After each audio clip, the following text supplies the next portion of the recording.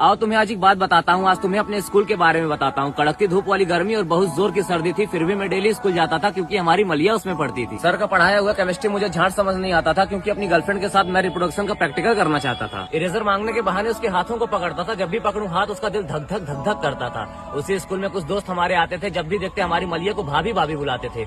जब भी वो बुलाते भाभी हमारा झाट हिल जाता था, लेकिन सुन के बहुत मजा आता था। लगता था ये लड़की मेरी जिंदगी संवार देगी, लेकिन अनजान था उसके इरादों से कि मेरी ही गांड मार लेगी। प्यार मोहब्बत के नाम पे बस मुझे चूतिया बनाती थी, प्यार तो झांट नहीं करती थी, मेरा दिया हुआ चॉकलेट खाती थी। कहती थी एग्जाम के टाइम मैं करूंगी तुम्हें सपोर्ट, खुद तो पढ़ के पास हो गई, मैं फेल हो गया मादरचोद।